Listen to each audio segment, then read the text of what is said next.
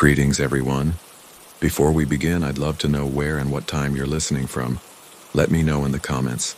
And if you enjoy our stories, leave a like and subscribe so you never miss one. Now, turn off the lights, close your eyes, and relax.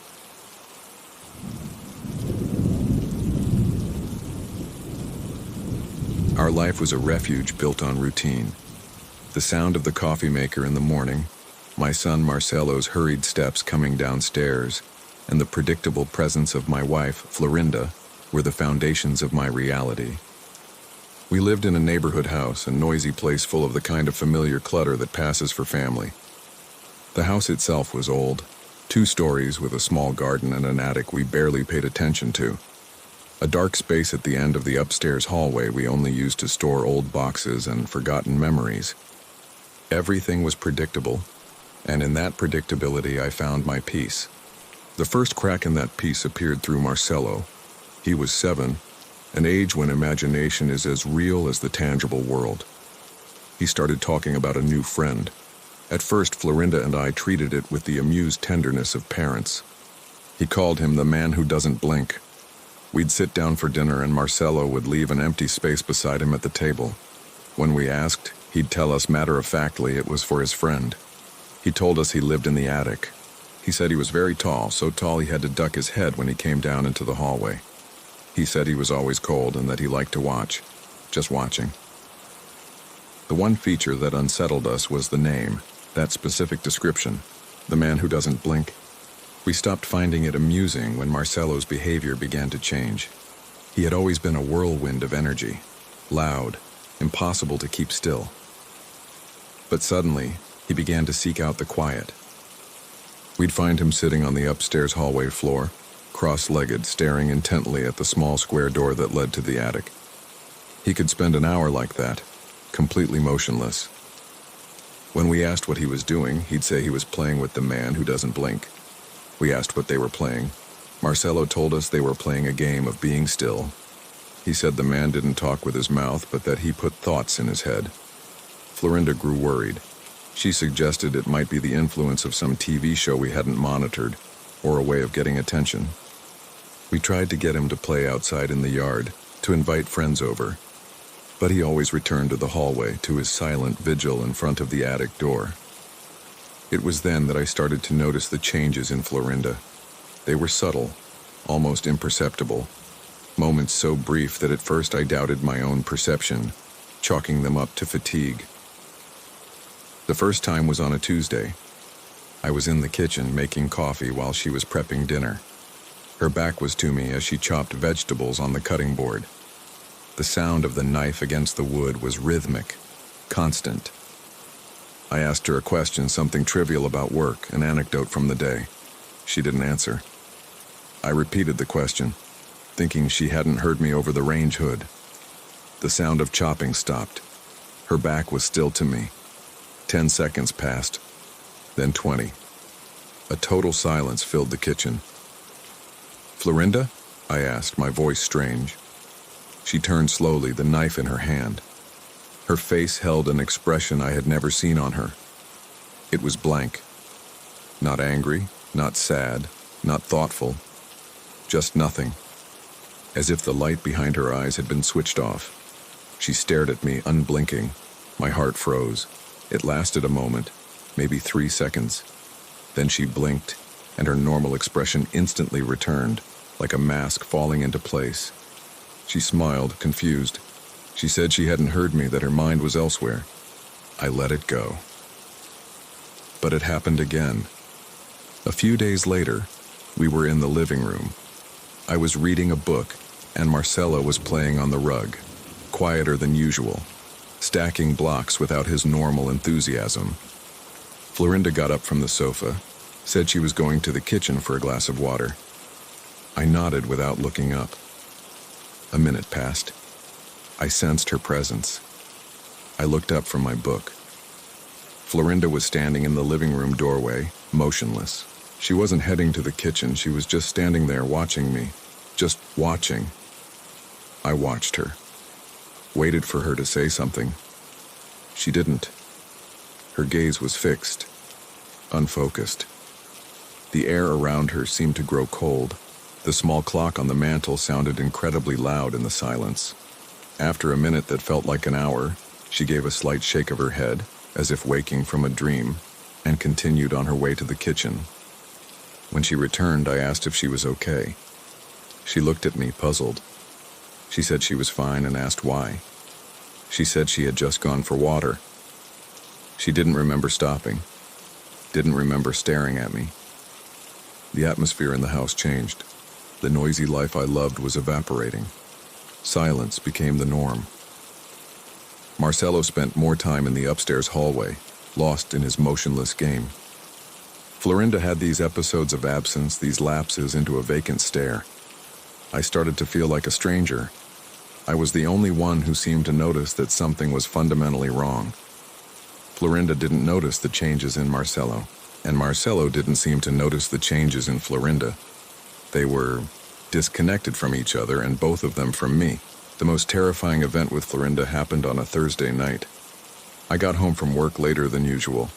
As soon as I opened the front door, the smell of gas hit me. It was a dense chemical smell filling the ground floor. I ran to the kitchen. The light was on. Florinda was there, standing in front of the stove. She was moving an empty skillet back and forth over one of the burners. But the burner was off. The flame wasn't lit. And the gas knob for another burner, the largest one, was turned on high. Gas was hissing into the room. I ran, twisted the knob off, and threw open the window. Cold night air rushed in, swirling. I turned to her. Florinda was still moving the pan, absorbed in her non-existent task. "Florinda!" I shouted. Panic cracked my voice. She turned, wearing the same blank expression, the skillet in her hand. She stared at me, unblinking. Then she looked at the unlit stove. And then at me. And she laughed. It wasn't her laugh. It was a dry, hollow sound, an echo that didn't reach her eyes. She said she was being silly, that she'd gotten distracted thinking about other things. But I knew it wasn't distraction, it was something else. Something that had taken her place and didn't know how a stove worked. Something that had almost killed us all.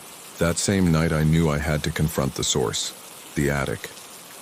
I waited until Florinda was asleep, or at least until she was lying in bed with her eyes closed, breathing so shallowly she barely moved the sheets. I grabbed our most powerful flashlight. I went out into the upstairs hallway.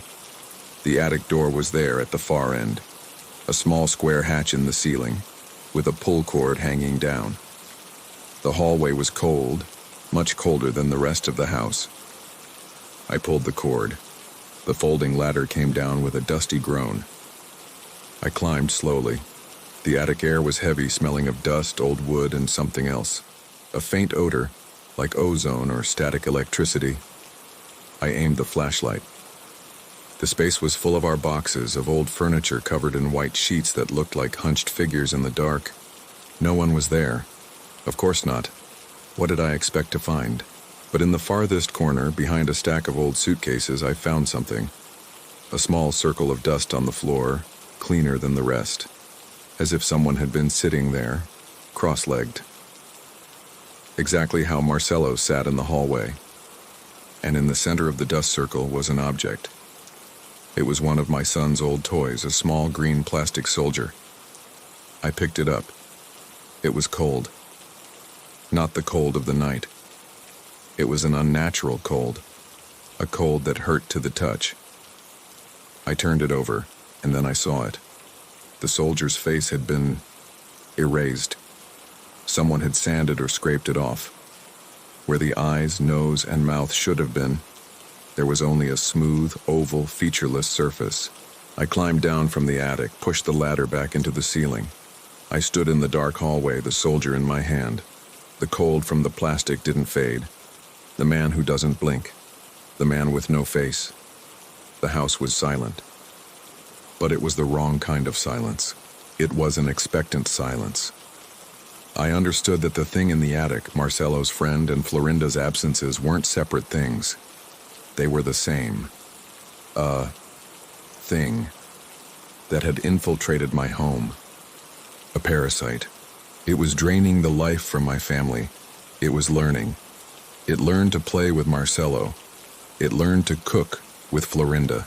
I started to hear things, not loud noises, whispers, but I didn't hear them with my ears.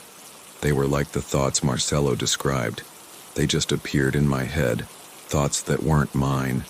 You're alone. They don't love you anymore. You're the only one left. I shook my head, trying to force them out. I went to my study. I needed light, needed normalcy. But the feeling of being watched was constant, like a pressure on the back of my neck. I sat at my desk, and I saw the photograph.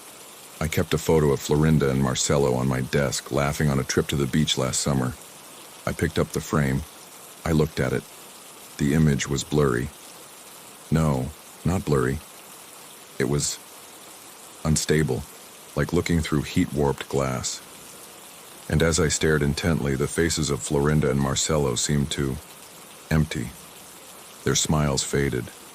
Their eyes went dull. They were the same blank faces I had seen in reality. The entity wasn't just touching them, it was corrupting my memory of them. It was erasing who they were. The whisper in my head grew stronger. They're mine now. Only you are left. And then I heard a noise in the hallway, right outside my study. It wasn't Florinda, it wasn't Marcelo. It was a slow, heavy sound, like someone very tall dragging their feet, waiting. I froze in my study chair.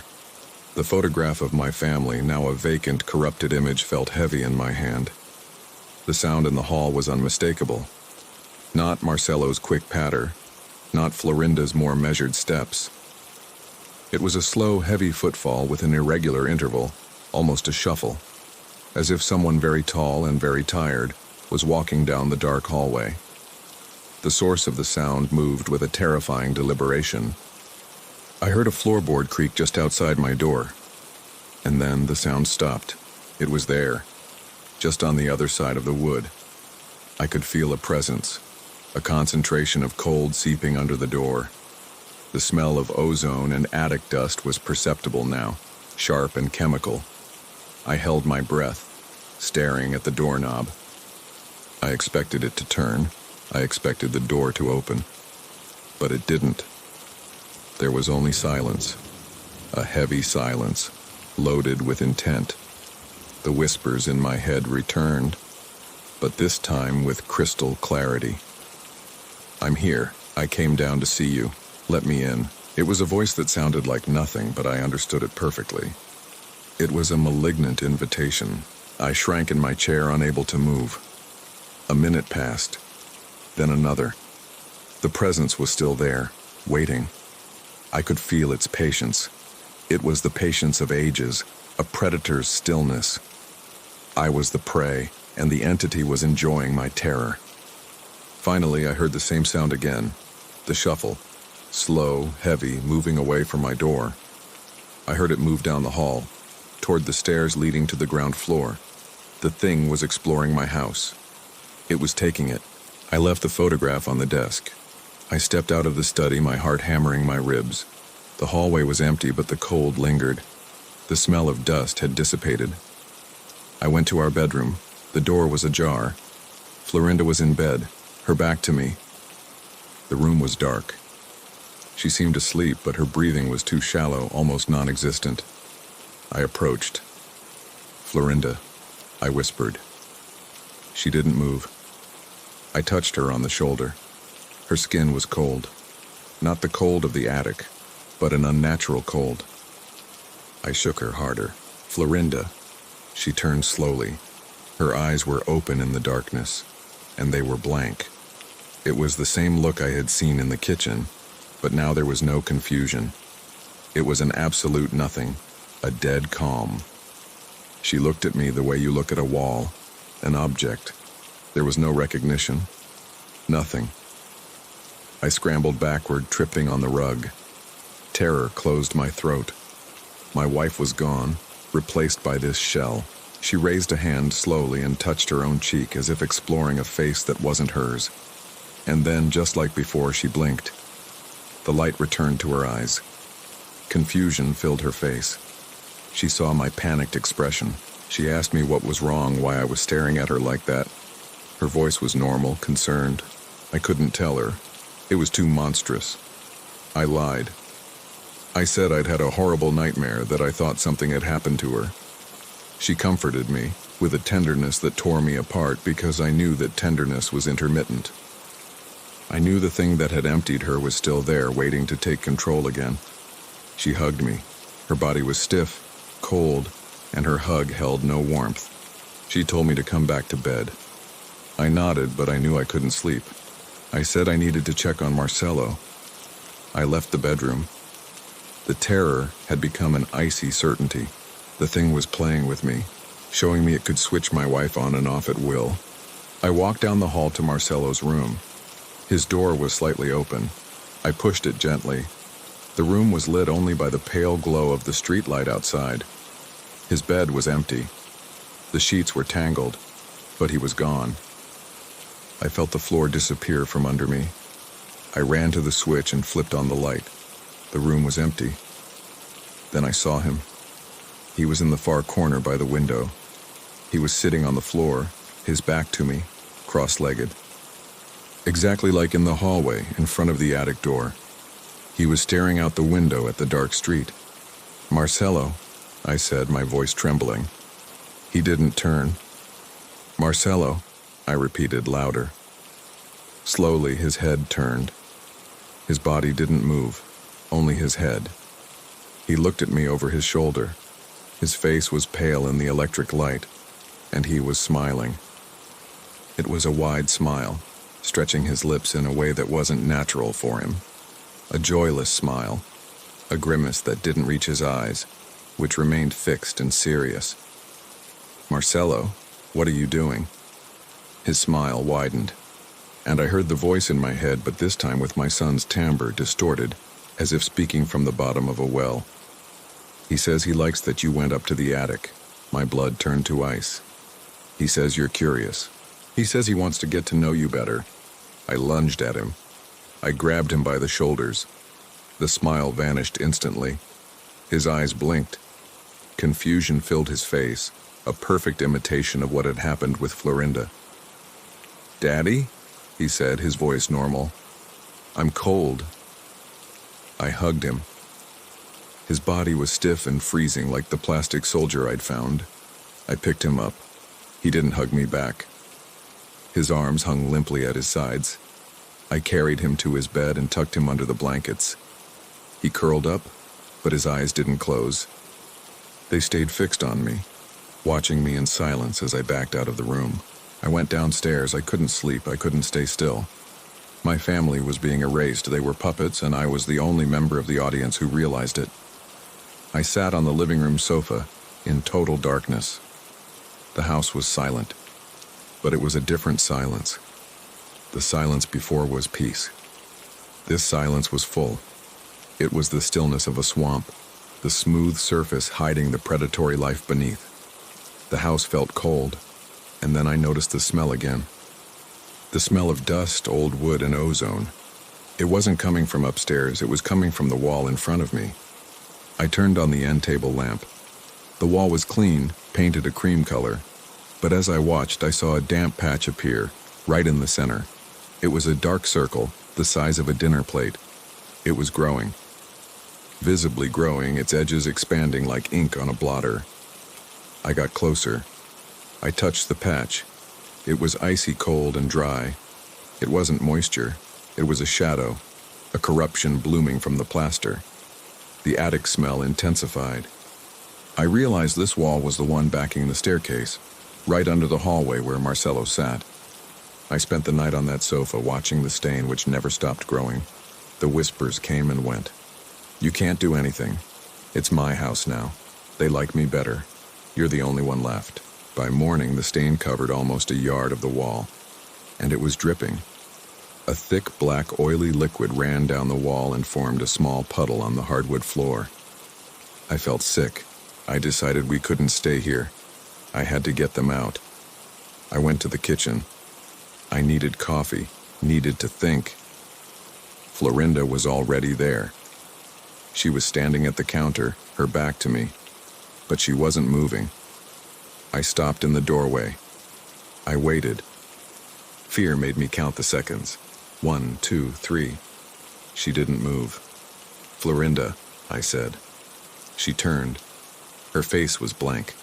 The morning light coming through the window illuminated her features, but nobody was home. She walked toward me with a mechanical fluidity. She didn't blink. She stopped an inch from me. She tilted her head like a bird studying me, and then she raised her hand. I thought she was going to touch me, but her hand went past me and grabbed something from the counter behind me. It was the featureless plastic soldier. I had brought it down from the study. She held it up between us. With her thumb, she began to stroke the smooth surface where the face should have been, and I heard the voice in my head, a mix of Florinda's and something else, something ancient and dry. "It's beautiful. It doesn't have to pretend anymore." Marcelo walked into the kitchen. He didn't look sleepy. He moved with the same sleepwalking stiffness. He didn't look at me. He went straight to the kitchen table and sat down. He picked up his crayons. There was a piece of paper there. He began to draw.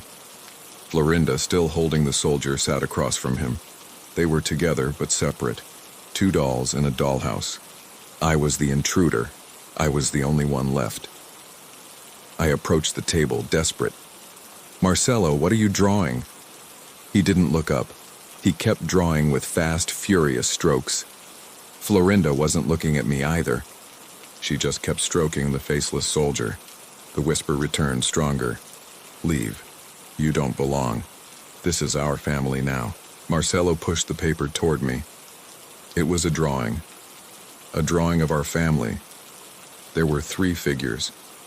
A small one, Marcelo, a medium one, Florinda, and a very tall figure, so tall its head bent against the ceiling. It was drawn in black crayon, a thin, terrible silhouette, and it had no face, just a blank oval. All 3 figures were holding hands, and in the corner of the paper, drawn very small, was me. I was outside the house, and my back was turned. I realized it wasn't possessing them. It was replacing me. It was erasing me. I ran upstairs. I needed a suitcase. I had to get them out of there by force. I had to save them. The upstairs hallway was freezing. The attic smell was unbearable. And as I ran past the hatch in the ceiling, I stopped. It was open. The trapdoor was hanging down, and the folding ladder was extended, touching the hallway floor. The circle of darkness that was the attic entrance looked like a well, and from that darkness, for the first time, I heard a sound with my ears. It wasn't a whisper. It was breathing. A slow, dry, deep sound, like dead leaves being dragged across wood, like a lung made of dust, inhaling and exhaling. The man who doesn't blink was there, and he was waiting for me. I was nailed to the hallway floor. The cold emanating from the open attic hatch was a physical cold, a grave-like chill that burned my skin. The breathing I heard from the darkness above was slow, dry, and heavy. It was an incredibly patient sound. The man who doesn't blink was there, just a few feet above my head, waiting for me. The whispers in my mind had fallen silent, replaced by that rhythmic breathing, a sound that seemed to absorb all the oxygen in the hallway. My impulse was to run, to go downstairs, to grab my family and flee the house. But I was paralyzed by terror. Then something moved in the darkness of the opening. It wasn't a shape or a person, it was a shadow that detached itself from the inner blackness. It was an unnaturally long, thin line of darkness that crept from the edge of the attic and began to descend the folding ladder. It didn't move like a man's shadow. It moved like thick liquid, pouring down step by step. The shadow had no light source. It was a solid darkness, a blackness that was blacker than the attic's own gloom. I watched, unable to breathe, as that dark, liquid thing spilled down the ladder, making no noise, accompanied only by that dry, dusty breathing. The shadow reached the last step and touched the hallway floor. It spread across the wood, a growing stain, and began to move toward me. The cold intensified until it was painful. That broke my paralysis. I screamed, a choked sound, and threw myself down the stairs. I landed on my knees on the ground floor landing, stumbled to my feet, and ran for the kitchen. I had to get them out. I burst into the kitchen. They were exactly where I had left them. Marcelo was at the table, drawing with a feverish concentration, his crayons moving with unnatural speed. Florinda stood beside him, motionless, staring at the drawing. The faceless plastic soldier was still in her hand. The smell of earth in the attic had filled the kitchen too. I grabbed Florinda's arm. "We have to go," I yelled. Her skin was icy, dry and strange, like old paper. She didn't turn. Her head remained fixed, staring at Marcelo's drawing. I pulled her with all my strength. She didn't budge. It was like pulling a marble statue. "Marcelo," I said, my voice cracked with panic. "Stop that, we're leaving." Marcelo looked up. The smile. It was the same wide, empty smile. His eyes were fixed, unblinking, and I heard his voice in my head, clear and cold. "We don't want to go. We're home." I heard the sound on the stairs, the shuffling, slow, heavy. The thing was coming down. It was here. I let go of Florinda. Desperation gave me an idea. The front door. I had to open it, get them out into the real world, into the sunlight. I ran to the entryway. The smell of earth was so strong it made me cough. I reached the front door. My hands were shaking so badly I could barely manage the locks. I threw the deadbolt, turned the key, and yanked the door open. It wasn't the street. It wasn't the front yard. It was the attic. I was standing in my own front doorway, but I was looking into the dusty darkness of the attic. It was dark. It smelled of old wood. And in the corner I saw the clean circle of dust on the floor. The house had trapped me. Its geometry was broken. It was a trap. I slammed the door shut, my heart pounding in my throat so hard I was choking. I ran again past the kitchen. Florinda and Marcelo hadn't moved. They remained in their macabre tableau. She standing, he sitting, both absorbed in the drawing. I ran to the living room, to the back door that led to the yard. It was my last chance. I lunged at the glass door, unlocked it, and slid it open. Cold air hit me, but it wasn't the air from the yard. It was the upstairs hallway. I was standing in the back door of my living room, but I was looking at the second-floor hall. And at the end of the hall, the attic hatch was still open, a black square in the ceiling. And beneath it, standing by the folding ladder, was the figure. It was tall, impossibly tall. Its head was tilted to one side as if it didn't fit, brushing the ceiling. It wore a dark, old-fashioned suit covered in dust. And its face. It was the soldier. It was the photo. It was a smooth, pale, oval surface of skin. No eyes, no nose, no mouth. The man who doesn't blink was staring at me. I slammed the door shut. I leaned against the glass, trembling. There was no way out. Every door, every window only led back inside, back to the entity. The house was a labyrinth designed to keep me in. I turned slowly. I was trapped in the living room. The silence was total. The breathing from the attic had stopped. The shuffling had stopped. Then I saw I wasn't alone in the living room. Florinda and Marcelo were there. They had moved from the kitchen.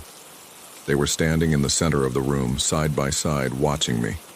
Their faces were completely blank. The stain on the wall, the one that had dripped black liquid, was gone. The wall was clean. The house was cleaning up after itself. And then the tall figure appeared. It didn't walk through a door. It was just suddenly there. It stood in the doorway separating the living room from the entryway. Its tilted head almost touched the doorframe. The smell of dust filled the room. I stood motionless, trapped between the monster and my empty family. The man who doesn't blink looked at me. He had no eyes, but he still knew where I was. The cold he emanated was a physical pain. And then, very slowly, he raised an arm. It was a long, thin arm with fingers like branches. He didn't point at me. He pointed at Florinda. Florinda, with her dead eyes, turned toward the creature. She walked toward it with stiff, mechanical steps. She stopped beside the figure, her back to me, facing the wall. The creature raised its other arm and pointed at Marcelo. Marcelo dropped his crayons. The sound was the only thing that broke the silence. He climbed down from his chair. He walked toward the creature with the same puppet-like steps. He stopped on its other side. The three of them stood there, their backs to me. My family and the tall, dark thing in the middle. They formed a group. A new family unit. The man who doesn't blink turned his pale, smooth head. He looked at me over his shoulder. There was no threat in his posture, no anger. There was just order. And in that instant, the whispers returned to my head. But this time they weren't threats. They were an explanation, an icy truth. They were empty. I filled them. They were hollow. I gave them purpose. You are the only one who is full. You are the only one who is extra. I looked at my wife and my son standing still as statues, flanking the horror from the attic. I understood the truth. The entity wasn't an invader. It was an occupant. It had found two empty vessels, two people who lived on the surface of their lives and had filled them with its own nothingness. My routine, my love, my panic, my struggle, all of it made me real. It made me different. They were the hollow echoes, and I was the only real sound left in the house. The tall figure in my family took a step in unison, walking toward the living room wall, the one that had dripped darkness. They didn't stop. They simply walked right through the wall, as if it were smoke. They disappeared. I was left alone. The silence returned, but this time, I understood it. They hadn't killed me. They had abandoned me. They had left me, the only ghost, in a house that was no longer mine. My obsession with routine had been my anchor, but the lack of real life in my wife and son had been its way in. I wasn't fighting a monster to save my family. I was interrupting dinner, and now they had left me alone with the scraps, in the silence of a house that had chosen its new owners.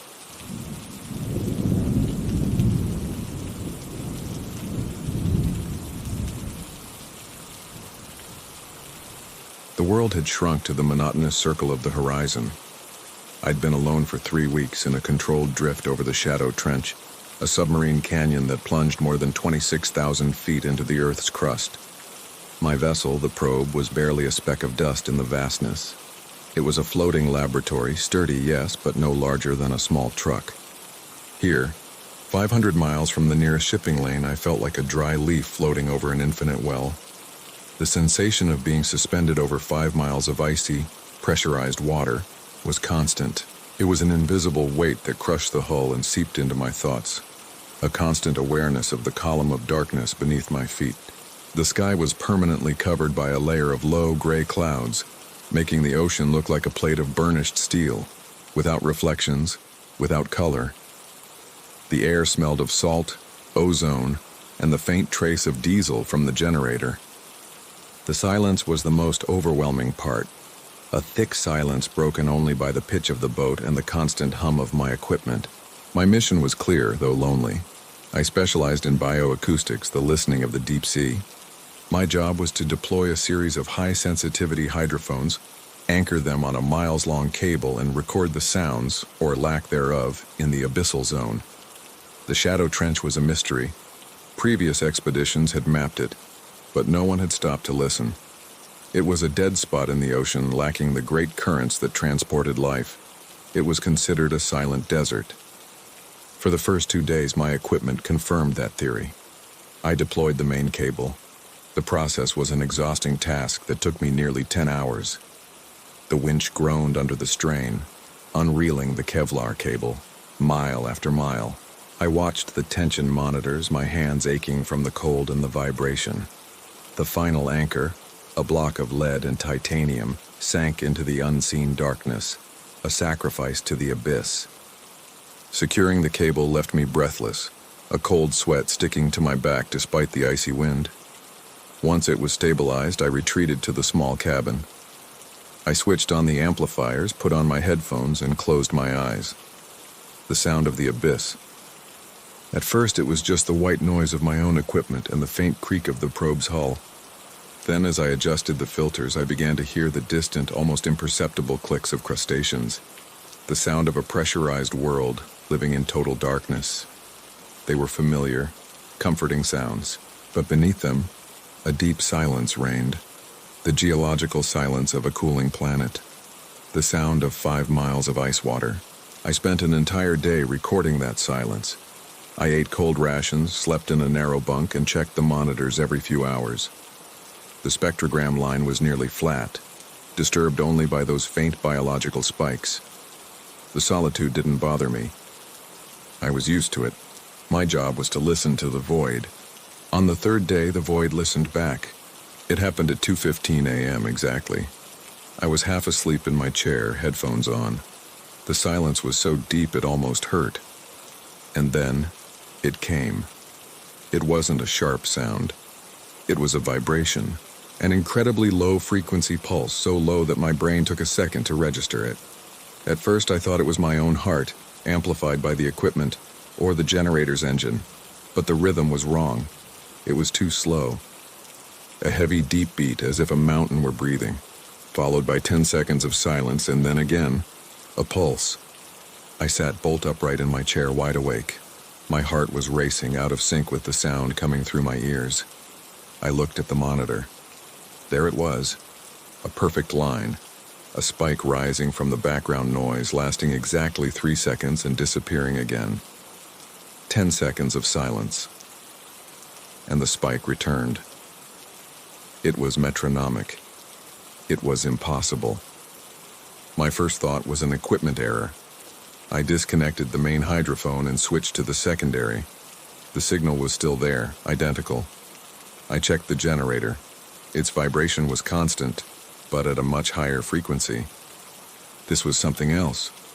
I thought of geological causes, seismic activity. But earthquakes aren't rhythmic. They don't have this mathematical precision. I thought of military submarines, but no known submarine emitted a pulse this low and this powerful. The signal wasn't coming from one side. It seemed to be coming from everywhere at once, or rather, directly from below, radiating from the deepest point of the trench. I increased the gain. The sound became clearer, and with it I felt the first pang of something strange. The pulse wasn't clean. Inside that low-frequency vibration there was something else. A kind of complex harmonic, almost like a distorted voice, too deep to be understood. And the sound gave me an instant headache. Not a normal migraine. It was a cold pain, a pressure that started behind my right eye and seemed to sync with the pulse. 10 seconds of calm, and with the next pulse the pressure returned. I spent hours analyzing the signal, but it was useless. It was unlike anything I had ever recorded. It wasn't biological, it wasn't geological, it wasn't mechanical. It was intentional. That word appeared in my mind, and I couldn't shake it. The precision, the repetition, the hidden complexity. It was a signal. Someone or something was down there in the pressurized darkness, and it knew I was listening. When dawn came, the gray sky seemed lower, more oppressive. The ocean of burnished steel surrounded me, and for the first time in my career, the probe didn't feel like a refuge. It felt like a trap. I felt incredibly exposed, floating above the source of that malignant signal. The word malignant also appeared unbidden. The sound wasn't aggressive, but it was hostile. It was the sound of a vast indifference that had suddenly focused its attention on me. I decided to go out on deck. I needed fresh air. The headache had subsided when I took off the headphones, but the pulse didn't disappear. I no longer heard it. I felt it. I felt it in the soles of my feet, vibrating through the boat's hull. The probe had become a tuning fork, and I was trapped on it. I leaned on the stern rail right above the hydrophone cable that disappeared into the black water. The sea was strangely calm, waveless, just a slow swell. I looked down into that impenetrable darkness. The pulse traveled up my feet, ran up my spine, and exploded in my head, this time without pain. It was a different sensation. It was an attraction. My mind was clear, but my body reacted. I felt an overwhelming urge to lean over, an irrational need to let myself fall overboard. It wasn't a suicidal thought. I didn't want to die. It was something else. It was an invitation. It was an intense desire to join the source of the sound. I wanted to sink. I wanted to let those 5 miles of water embrace me, press me, take me to the darkness where the pulse was the only thing that existed. I gripped the rail so hard my knuckles turned white. The icy metal was the only thing anchoring me to the surface. The impulse was physical, a magnetic force pulling at my center of gravity. It was a palpable tug, as if an invisible cable were tied to my chest, pulling downward. My knees buckled. I had to use all my strength not to jump. I fought it, stumbled backward, and fell onto the deck. My chest burned with the effort of resisting. It wasn't a call, it was a command. I ran back to the cabin and slammed the hatch, throwing the bolt as if that could stop the sound. I kicked off my boots, desperate to stop feeling the vibration through the soles. But it was useless. The pulse was in the air, in the metal, in my bones. I went back to the monitors. The signal was still there, constant, patient. And as I stared at the rhythmic spike on the screen, the headache returned. But this time it brought images, visions of an immense darkness, not empty, but full. A darkness filled with a vast, cold, ancient consciousness. A consciousness that had been sleeping in the abyss, and that I, with my stupid hydrophone, had just awakened. I huddled in the cabin, the hatch secured with the heavy steel bolt. The metal felt cold under my fingers. The images the pulse had inserted into my mind kept replaying. A vast darkness, but not empty. It was filled with an unimaginably large consciousness, an architecture of thought so ancient it made mountains seem fleeting. And that consciousness had noticed me. I was an annoying noise in its eternal sleep, a sting on the surface of its infinite skin. It hated me. I felt the pure malevolence in that vibration, a coldness that surpassed the abyssal water. It was the hatred of a deity for an insect that had dared to touch it. My first instinct was scientific, a desperate attempt to cling to logic. I had to turn off the equipment. I had to cut the connection. I crawled to the sound console. My hand was shaking so badly I could barely grab the main amplifier switch. I flipped it down. The sound in the headphones, which I had left on the table, cut off. The spectrogram on the monitor went flat. There was a second of absolute silence. And then, the vibration in the probe's hull doubled in intensity. The auditory silence had only served to amplify the physical sensation. The entire boat was now shaking with every pulse. The sound didn't need my hydrophones. My boat, suspended over the trench, was the hydrophone. The 5-mile cable anchoring me to the darkness was the perfect antenna. The entity was no longer whispering. It was shouting, and it was using my own vessel to do it. The headache returned, an ice press tightening on my skull in time with the trench. I sat on the cabin floor, hugging my knees, trying to get away from the metal hull. But there was no escape. The pulse came up through the floor, through the walls, through the chair. Every 10 seconds the world trembled. And with every tremor, the urge to go outside returned.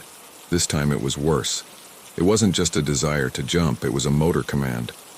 I watched in paralyzed horror as my right hand, the one not gripping my knees, began to move.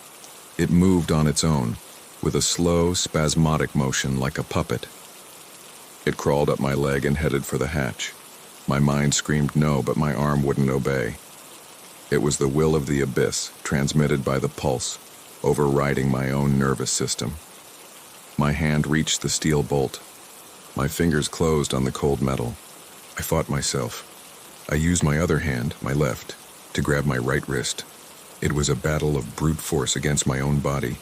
My right hand pulled at the bolt, and my left held it back. The muscles in my arms strained to the point of pain, my teeth chattering. The pulse came again, and with it a wave of unnatural strength flooded my right arm. The bolt began to slide. I screamed, a choked sound. I threw myself sideways, smashing my right arm against the edge of the equipment table. The sharp pain broke the connection for a second. My hand spasmed and let go of the bolt. Gasping, I dragged myself to the bunk as far from the door as possible. I was losing control of my own body. I needed to isolate myself. The pulse was using the boat as a conductor. Maybe if I broke contact. I dragged the thin mattress off the bunk and threw it onto the center of the cabin floor. I curled up on it, trying to let no part of my body touch the metal. It was a momentary relief. The vibration was duller. The pulse felt more distant. But the entity was patient, and it was smart. If it couldn't get me out using brute force, it would use my mind. The headache returned, but this time it wasn't just pressure.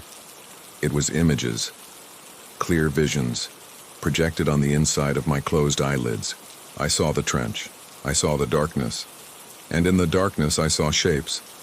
Impossible geometries, vast structures twisting in on themselves, cities of an alien logic covering the ocean floor. And I saw the creature, or rather, I sensed its scale. It wasn't a monster, it was the trench. The pulse was its heart, a heart the size of a city, and the images began to change. I saw my own apartment. I saw the street where I grew up. I saw my brother's face. The entity was digging through my memories, extracting them through the pulse. And then it corrupted the images. My apartment filled with black water. My brother's face dissolved, his eyes becoming empty pits.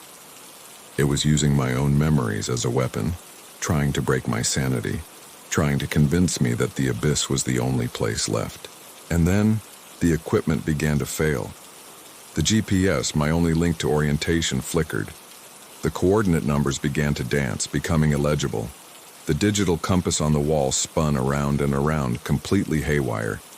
The entity was generating a magnetic field, a silent storm that was erasing me from the map. It wasn't just calling to me anymore. It was isolating me, making sure no one could find me. Panic gave me one last surge of clarity. I couldn't stay here. The mattress wouldn't protect me, the cabin wouldn't protect me. I was being slow cooked, my mind and my equipment dismantled. There was only one solution. I had to cut the cable. The hydrophone was the source of the connection. It was my original sin, the finger I had poked into the ocean's wound. If I cut the cable, maybe the connection would break. Maybe the pulse would stop. It was a desperate decision. It meant the end of my mission, a loss of equipment worth millions, but it was that or my life. I had to prepare to go outside. I knew that as soon as I touched the metal hull, my hand would try to open the hatch again. And I knew that as soon as I was on deck, the urge to jump would be almost insurmountable. I searched the toolbox. I found a roll of thick electrical tape. I wrapped my hands layer after layer, creating clumsy gloves. It wouldn't stop the impulse, but maybe it would make it harder for my fingers to grip the bolt. Then, I grabbed the largest bolt cutters I had. They were heavy steel with arms almost 3 feet long. My right arm, the one the entity had controlled, felt heavy, as if filled with cold water. I took a deep breath. The pulse came. My body tensed. 10 seconds. I moved. I threw myself at the hatch, hit the bolt with my shoulder, using my weight to open it. The door flew open, revealing the gray ocean. The impulse hit me like a physical wall. It was a roar in my head, an absolute command. Jump. My body tried to obey. I staggered toward the railing. The bolt cutters fell from my taped hands, clattering on the deck. I dropped to my knees. The pull was coming from the water, dragging me. I grabbed the base of a stanchion. The probe was vibrating so violently I could barely focus. The hydrophone cable, just a few yards from me, was taut as a piano wire. It was vibrating so intensely it was making its own sound, a high-pitched, piercing whine that cut through the air. It was the entity's voice, and the low-frequency pulse was just its heartbeat. I ignored the impulse, focusing on the pain of my knees against the metal. I crawled toward the bolt cutters, grabbed them. I got to my feet, staggering. Every step toward the cable was a battle against the magnetism pulling me into the water. I reached the winch where the cable disappeared into the ocean. It was incredibly taut, tauter than it should be. Then I understood. It wasn't just vibration. The entity was pulling. It was reeling in the cable. It was pulling on me on my boat. I looked at the cable. It wasn't coming up from the water. The probe was going down. The stern of the boat was sinking. The gray water was just inches from the deck. The winch was screaming. The emergency brake shrieking as it tried to resist an impossible force. The pulse came again, not through the boat, but through the air. A shockwave that hit my chest. The probe tilted violently backward. Water washed over my feet, icy, paralyzing. The boat wasn't floating. It was being dragged down into the darkness by the very cable I had deployed. The abyss was calling in its debt. The icy water rushed up my calves in seconds, a deadly embrace that stole my breath. The boat wasn't sinking. It was being pulled under. The stern of the probe was almost completely submerged, the deck tilting at an impossible angle, turning the floor into a slippery wall. The winch's groan was now a high-pitched shriek of tortured metal, the emergency brake smoking thickly as it uselessly tried to resist a multi-ton pull. The entity of the abyss was reeling me in with the calm, steady force of a continent.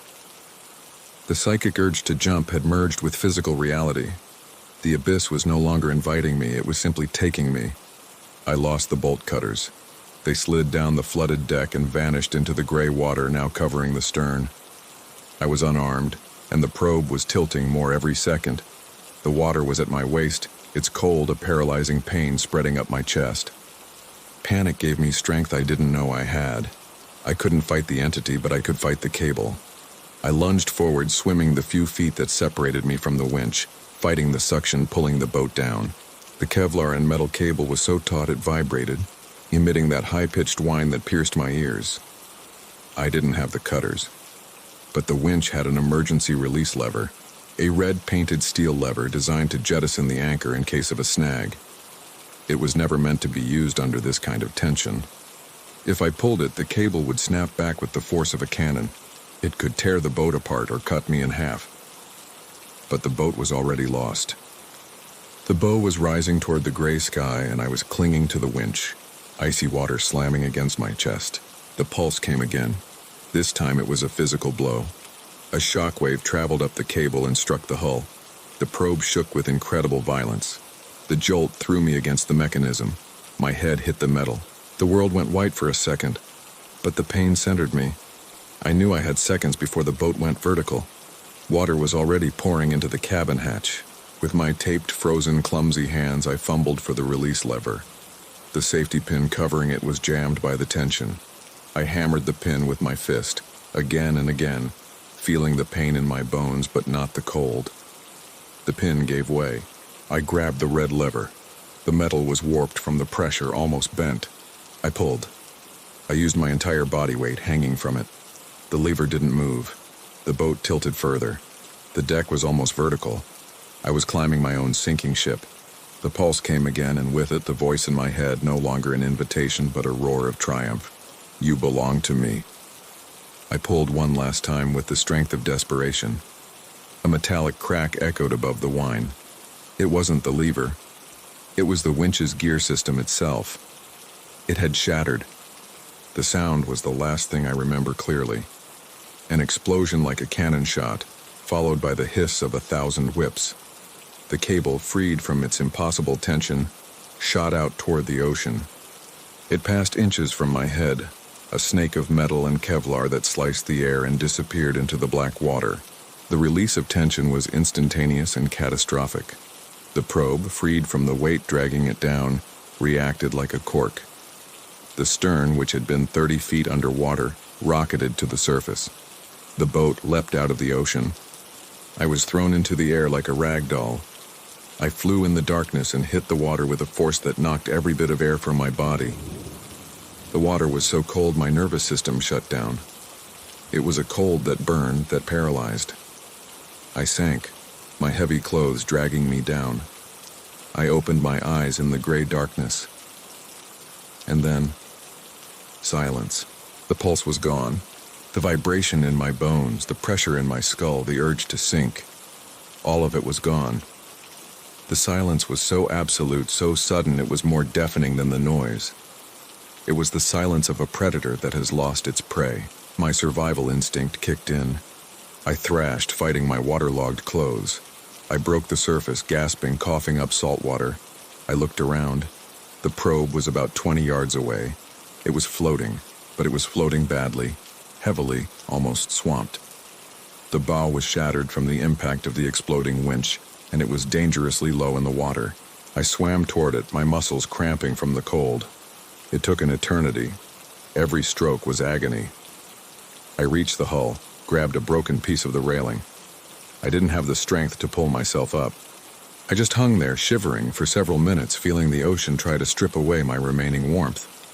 The surface of the water, so calm before, was now roiled by my boat's agony, but it was still deathly quiet. Finally, I managed to drag myself aboard through a hole in the hull.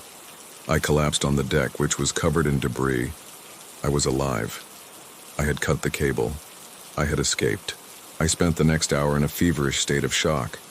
The cold was my main enemy. I went into the cabin. It was flooded. Water was up to my knees. All my electronic equipment was ruined, submerged in salt water. The GPS, the radio, the radar, all dead. I checked the fuse panel, trying a desperate reboot. Only sparks flew, followed by the smell of burning plastic. The portable emergency radio, the one that was supposed to be in a watertight compartment, had been crushed when the winch exploded. The compartment was a mass of red plastic and twisted metal. Nothing. I opened the engine hatch. The compartment was completely flooded. The engine and generator were useless. The probe wasn't a boat. It was a floating coffin. I was 500 miles from any shipping lane. No engine, no radio, no way to call for help. The entity hadn't needed to drag me to the bottom. It just needed to break my toys. As the gray sun began to set, the adrenaline faded, replaced by a new kind of terror. The silence. The ocean was still, a steel mirror. The pulse did not return. The entity had gone quiet. At first it was a relief. Then I realized the truth. The pulse had been an aggression, yes, but it had also been a communication. It had been a presence. Now there was nothing. The nothing was worse. I sat on the wet deck, shivering, watching the horizon darken. I realized the entity hadn't lost. This hadn't been a battle, it had been a game. I had been a noisy insect in its garden. It had played with me. It had tugged on my line. And when I resisted, when I broke the line, it simply let me go. It left me adrift. It left me alone in its world on a broken raft at the mercy of hunger and thirst. I checked the emergency supplies. The watertight case where I kept the flares and the first aid kit was cracked, flooded. The flares were damp and useless. The backup drinking water, a large plastic drum I had secured on deck, had been torn loose by the jolt and was gone, lost to the ocean. The entity had left nothing to chance. It wasn't an attack of rage. It was a surgical dismantling. The real terror wasn't the sound. The real terror was this silence. A silence that enveloped me. A silence that was a presence in itself. It was the silence of an amphitheater after the show is over, and I was the only actor left on stage, abandoned by the audience. The ocean, that gray steel mirror, was no longer a neutral place. It was the creature's eye, an open, unblinking eye watching me from every direction. Every small wave that slapped against the probe's ruined hull was a reminder of its patience. It no longer needed to waste energy on pulses or pulling. I was in its stomach and digestion would be slow. My knowledge, my science, my specialization in bioacoustics, it was all a joke. I was a bioacoustic specialist who had come to listen to the sea's secrets. And the deepest secret was this: the ocean wasn't dead. It was watching. I had come to listen to the abyss, and now the abyss would listen to me. It would hear me curse, hear me pray, hear me cry. It would hear me die of thirst, hear me go mad under the sun. The silence wasn't peace. It was the culmination of its malevolence. It was the certainty that I was already dead, and that it had all eternity to enjoy it.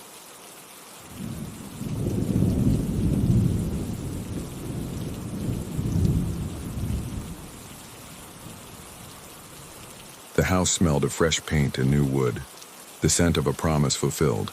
We had moved to Valle Serena looking for exactly that, a promise of tranquility, of clean air for our daughter Clara, of a life without the constant oppression of the city. The development was a dream blueprint brought to life, rows of identical yet elegant houses with budding gardens and freshly paved streets. Ours was at the end of a cul-de-sac, overlooking a small hill still covered in wild grass. It was bright, modern, with large picture windows and open spaces. Sophia, my wife, was radiant. Clara, at 7 years old, explored every corner with the inexhaustible energy of childhood. It seemed like the perfect place to put down roots. However, from the very first day, there was something discordant. A smell. It wasn't the new house smell, which faded within a few hours. It was a persistent odor that seemed to come from nowhere and everywhere at once. It smelled like damp earth, but not clean, rain-washed earth. It smelled of disturbed earth, of a forgotten cellar with a metallic tang, like old rust. All three of us noticed it. Sophia attributed it to the new pipes. I blamed the freshly turned soil in the garden. Clara just wrinkled her nose and said it smelled yucky. But the smell didn't go away. We'd open the windows wide, use air fresheners, but the odor persisted, an invisible and unpleasant guest in our perfect home. Then the headaches started. At first they were mild, a dull ache behind the eyes at the end of the day. I thought it was the stress of the move, the adjustment to a new environment. But Sophia was suffering from them too. And Clara began to complain that her head hurt in the mornings, which was unusual for her. The headaches became more persistent, sometimes sharp, accompanied by a strange fatigue, an exhaustion that didn't match our activity level. We felt constantly tired, as if the house itself were draining our energy. The bright light that streamed through the picture windows began to feel aggressive, almost hostile. Clara was the first to show a deeper unease. She had always been a happy, sociable child, but she became withdrawn, quiet. She would spend hours in her room, drawing or just staring out the window. She stopped wanting to play in the yard. She said she didn't like the smell, and the nightmares began. She would wake up crying in the middle of the night, talking about shadows. Not shadows on the wall or monsters under the bed. She described, with the limited but precise imagery of a child, shadows that were crawling under the floor. She said she could hear them moving beneath her bed, under the new hardwood. We tried to comfort her, told her it was just dreams, got her a nightlight. But the nightmares continued, night after night, leaving her pale and with dark circles under her eyes. My initial skepticism began to erode. The smell, the headaches, the fatigue, Clara's nightmares. It was too much. I started to look at the house with new eyes, searching for a rational explanation. I checked the ventilation, the insulation, the electrical wiring. Everything was new. Everything seemed perfect according to the plans and specifications. There was nothing obviously wrong. That's when the mold appeared. It started in a corner of the upstairs bathroom, the one farthest from the shower. A small black spot, almost imperceptible. I cleaned it with bleach, scrubbing hard until the paint almost came off. The next morning it was back. It was larger. And this wasn't the usual greenish mildew from humidity.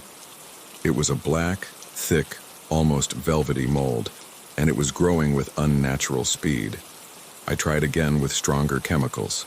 It would disappear temporarily, but it always returned, spreading across the corner, creeping up the wall like a living ink stain. And it appeared in other places. In the corner of Clara's bedroom, behind her nightstand, in the kitchen pantry, on the back wall. Always black, always aggressive, always reappearing after being cleaned. Along with the mold came the insects. They weren't cockroaches or ants, they were small, almost tiny.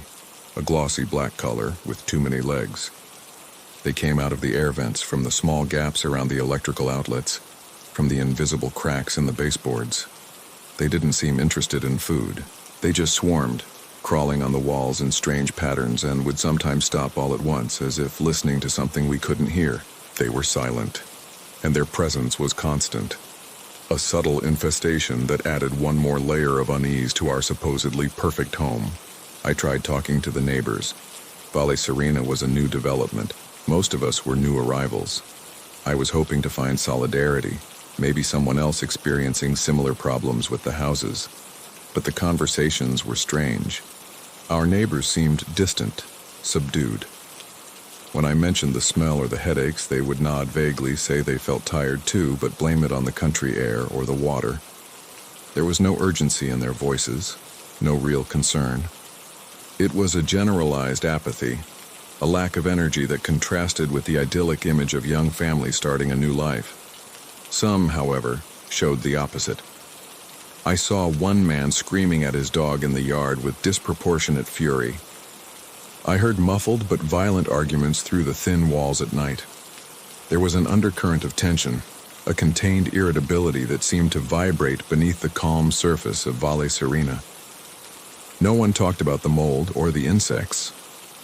I started researching the area. The real estate agency had sold us the idea of a virgin valley, new land ready for building dreams. I used the internet connection, which worked surprisingly well despite the isolation, and began searching old records, property maps, local news from decades past. What I found made my blood run cold. Valle Serena was not a virgin valley. It had been built on the grounds of the old St. Damian's Mental Sanatorium, a place with a dark history that had been conveniently erased from the sales brochures. The sanatorium had operated for nearly 100 years, from the late 19th century until the 1980s. It housed the most desperate cases, patients considered beyond recovery, in an era when treatments were brutal and experimental. I dug deeper. I found digitized articles from old newspapers. They spoke of overcrowding, neglect, systematic abuse, and they spoke of deaths. Many unexplained deaths, categorized as accidents or suicides. They spoke of a devastating fire in the 1950s that killed dozens of patients locked in their wards. They spoke of persistent rumors among the locals in nearby towns about screams heard in the night, about shadows moving on the fenced-in grounds. The sanatorium was finally shut down due to scandals of abuse and inhumane conditions. It was demolished a few years later. The land was left abandoned for decades. Nature reclaimed the site, covering the ruins, erasing the physical memory of the horror, until the developers came. They bought the land cheap, scraped the surface clean, and built Valle Serena on the black foundations of a century of suffering. Suddenly it all fit. The smell of disturbed earth and rust, the headaches, the crushing fatigue, Clara's nightmares of shadows under the floor, the black mold growing like a plague, the insects coming out of the walls, the apathy and suppressed aggression of the neighbors. It wasn't the house, it was the land. The land was sick. It was contaminated not with chemicals, but with decades of pain, fear, and madness. The suffering had seeped into the soil, permeated every rock, every grain of sand. And now, we were living on top of it. The new houses, with their freshly dug foundations, had opened old wounds, and the sickness in the ground was filtering upward. It was coming into our homes through the air, the water, the walls themselves. It was getting into us. The horror wasn't that the house was haunted by ghosts of the past. The horror was that the environment itself was cursed. Valle Serena wasn't a home. It was a diseased organism, and we were the infection it was trying to assimilate, to corrupt, to slowly digest. I looked out the study window at the grass-covered hill. I no longer saw an idyllic landscape. I saw the skin of an immense tomb, and we were living inside it. I stood by the study window staring at the grassy hill under the grayish twilight. I no longer saw beauty, only the thin layer of earth hiding a century of misery. The realization fell on me with a physical weight. We weren't in a haunted house. We were inside the mass grave of thousands of tortured souls, and the land itself was the miasma of their suffering. The air we breathed, the water we drank, the foundations we slept on, everything was infused with that residual madness. Valle Serena wasn't a name, it was a macabre joke. I walked out of the study. The house felt different now that I knew the truth. Every creak of the new hardwood sounded like a lament. Every shadow in the corners seemed denser, more expectant. The smell of damp earth and rust was almost unbearable, as if the walls were exhaling the fetid breath of the buried sanatorium. I went to Clara's room. She was sitting on her bed, hugging her knees, staring at the wall where the black mold had begun to grow again. The stain was larger than before, with thin, dark filaments spreading toward the ceiling like diseased veins. "Clara," I said softly. She turned slowly. Her eyes were ringed with dark circles. She said the shadows were scratching again. She said they wanted to get in. I went down to the kitchen. Sophia was sitting at the table, an untouched cup of tea in front of her. She was staring out the garden window with a vacant expression. I sat across from her. I told her what I'd discovered. I told her about the sanatorium, the fire, the deaths, the contaminated land. I expected fear, disbelief, maybe even relief at finding an explanation. But her reaction was muted. She nodded slowly, as if she were listening to the weather forecast. She said that explained why she felt so tired. She said maybe we should paint the walls with a stronger anti-mold paint. Her lack of reaction scared me more than any scream. The apathy I had seen in the neighbors was consuming her too. The ground beneath our feet was numbing us, preparing us for assimilation. That night the phenomena intensified. They were no longer subtle. As we tried to eat dinner, the light bulb over the dining table began to flicker violently. Not a normal electrical flicker, but an erratic pulse that cast dancing, sickly shadows on our faces. I changed the bulb. The new one did the same thing. Then we heard the noise, a dry, scratching sound right under our feet. It was coming from the floor, from the space beneath the hardwood. It was exactly the sound Clara described in her nightmares. Clara whimpered and covered her ears. Sophia kept eating as if she heard nothing. Later, as I tried to sleep, the cold in the room became unnatural. It wasn't a draft. It was a heavy, damp cold that smelled of earth and wet stone, and it seemed to emanate from the walls. I got up and touched the exterior wall. It was ice cold, covered in a thin layer of dark condensation that smelled faintly of metal. And the insects. They were no longer just a few. There were hundreds. They poured from the air vents in a steady stream, small black dots moving across the ceiling and walls in a collective intelligence, forming shifting patterns, like illegible writing. Sophia slept beside me, oblivious, her breathing so shallow I had to lean in close to make sure she was still alive. I decided we couldn't stay there. The land was poisoning us physically and mentally. The next morning I told Sophia we were leaving, that we would go back to the city, even if we had to live in a tiny place, even if we had to ask family for help. She looked at me with her dull eyes. She said she didn't understand why. She said the house was pretty. She said she was tired of moving. We argued. For the first time since we had moved, we argued. But her anger was as languid as her apathy. It was like arguing with a rag doll. In the end, she gave in, not out of conviction, but from exhaustion. I started packing. I opened the closets and I found more mold. Not just in the corners. It was growing inside the closets, on our clothes. Black, velvety patches spread across the shirts, the pants, Sophia's dresses. They smelled of dampness and something else, something sickeningly sweet. I threw the clothes on the floor in disgust. I opened Clara's closet. Her toys were covered in the same black plague. Her dolls had dark stains on their plastic faces. Her storybooks were swollen with a black moisture that bloomed from the pages. The corruption was total. I tried to call my sister from my cell phone to tell her we were on our way. No signal. The reception had never been good, but I'd always had at least one flickering bar. Now, nothing. Zero. I went out into the yard. Nothing. I walked down the deserted street of the development. Nothing. Valle Serena was a dead spot. We were completely cut off. I went back to the house. Sophia was sitting on the sofa, staring at the blank television screen. Clara was on the floor, drawing. I went over to see her drawing. She wasn't drawing threatening trees anymore. She had drawn the inside of a room. A small room with padded walls and a single barred window. Inside the room, she had drawn small figures lying on cots. And beneath the room's floor, she had drawn shadows. Shadows with elongated hands reaching up toward the sleeping figures. She was drawing the sanatorium. She was drawing what was beneath us. Fear gave me a desperate idea. If the land was the problem, maybe I could create a barrier. I remembered reading about ancient purification practices, about the use of salt. I went to the kitchen. I grabbed the box of coarse salt we used for cooking. I went back to Clara's room. She was still drawing, oblivious to me. I began to pour salt on the floor along the baseboards, creating a circle around her bed. She looked up. She watched me with her tired eyes. She asked what I was doing. I told her it was a game to keep the shadows away. She didn't smile, she just went back to her drawing. I did the same in our bedroom. I created a salt barrier around our bed.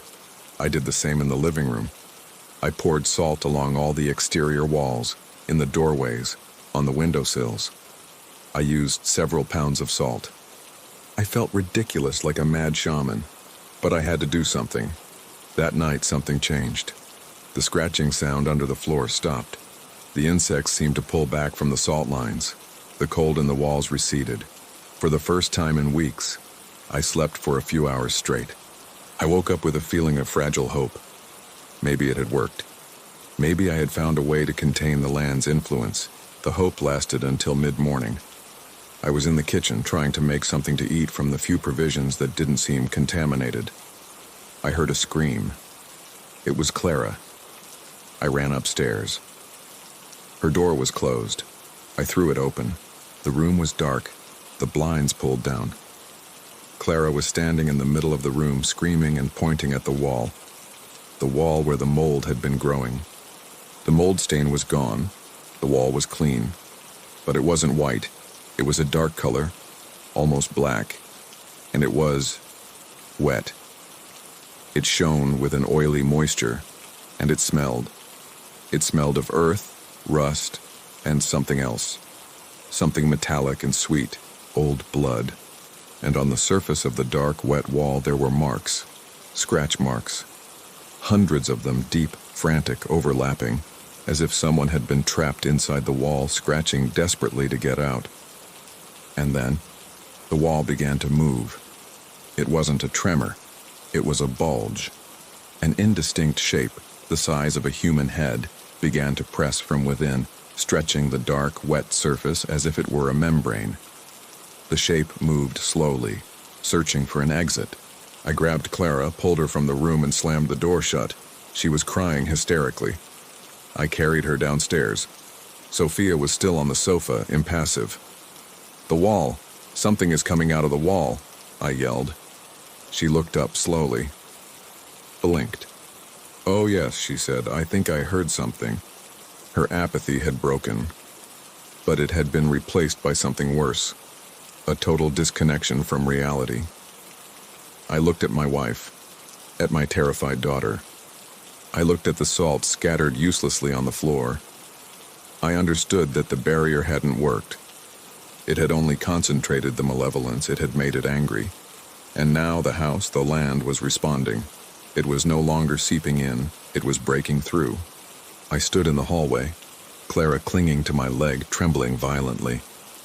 The closed door to her room seemed to vibrate, as if the thing bulging the wall was now pounding from within.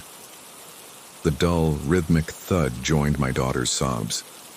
Sophia was still on the sofa, her gaze lost somewhere invisible. The house, our supposed dream, had actively become a death trap. The floor beneath my feet felt cold, almost sticky. The smell of earth, rust, and old blood was now so thick I could almost taste it.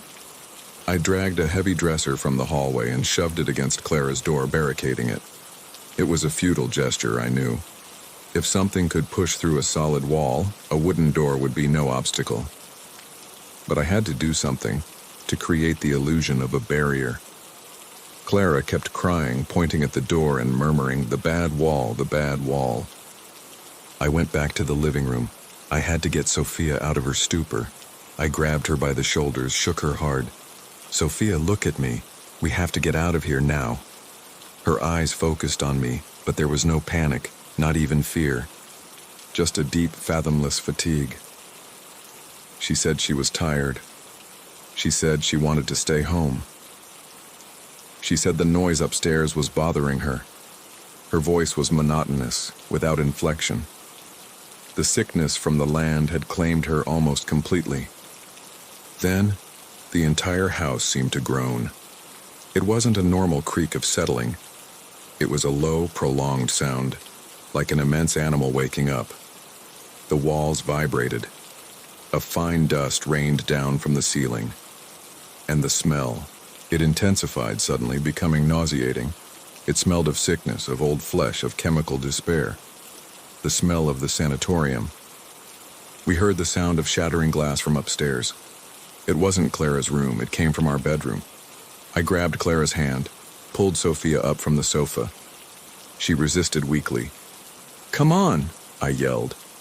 I took the stairs 2 at a time, dragging my family with me. I had to see what had happened. Maybe a broken window was a way out. We reached the upstairs landing. Our bedroom door was open. The stench pouring out was unbearable. I looked in cautiously. The window wasn't broken. It was intact. What had shattered was the mirror on the wardrobe. It was in 1,000 pieces, fragments covering the floor. But it didn't look like it had been hit. It looked like it had exploded from within, and the wall. The wall opposite the window, the one it shared with the bathroom where the mold had started. It was covered in a black, glistening crust, similar to the one in Clara's room, but this was thicker, almost like tar. And it was pulsing. Slowly, rhythmically, like a diseased heart. And from the black crust, the same dark, oily liquid was dripping, forming a puddle on the hardwood floor that was beginning to warp, to swell.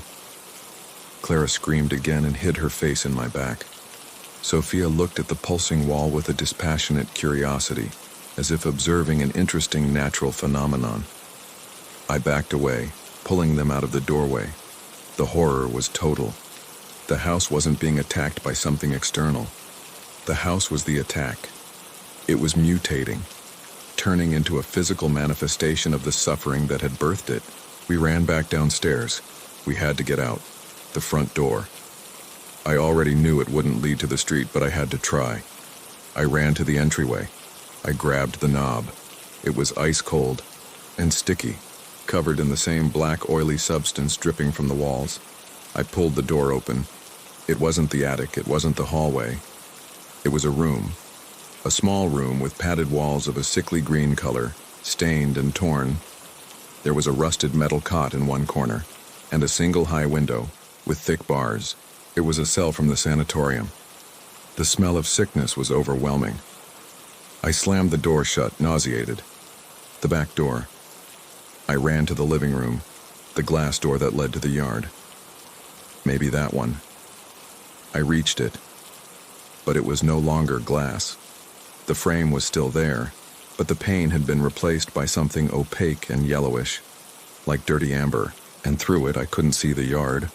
I saw movement, dark shapes writhing slowly like worms in resin. I put my hand on the surface. It was warm, and it was vibrating. We were completely sealed in. The house was a conscious, malignant organism, reconfiguring itself, closing off every possible exit. We heard a dull thud from upstairs, a heavy blow, and then another.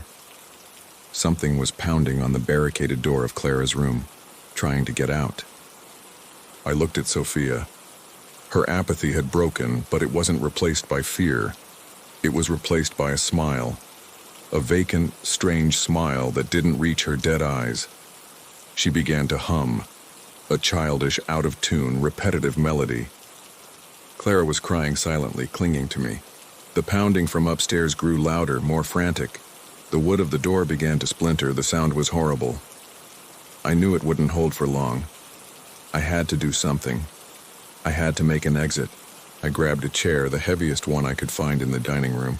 I lifted it over my head and threw it with all my strength against the main living room window, the one that faced the street. The impact was tremendous. The chair bounced off as if it had hit concrete. The glass didn't even crack. But the view through it changed. The sunny street of Valle Serena vanished. In its place, I saw corridors, long, dark corridors with peeling doors on either side, sanatorium hallways. And at the far end of one hall, I saw a figure. A small, childish figure, its back to me. "Clara?" I yelled instinctively. The figure turned. It wasn't Clara. It was a gaunt little girl with dirty hair and a ragged hospital gown, and her eyes were two empty, dark sockets. The girl smiled, a horrible grin full of broken teeth, and raised a hand to wave at me. I tore my eyes away from the window, horrified. The house wasn't just trapping us, it was showing us its past. It was merging us with it. The pounding upstairs stopped. There was a tense silence, and then a sound of splintering wood. The door had given way. We heard slow footsteps in the upstairs hall. Heavy, dragging footsteps. The thing that had come out of the wall was coming down. Sophia stopped humming. Her smile widened. She stood up from the sofa. She walked toward the staircase. "Mommy, no!" Clara screamed, but Sophia didn't hear her. She climbed the first few steps slowly, as if greeting a guest. She stopped halfway up and turned to look at me.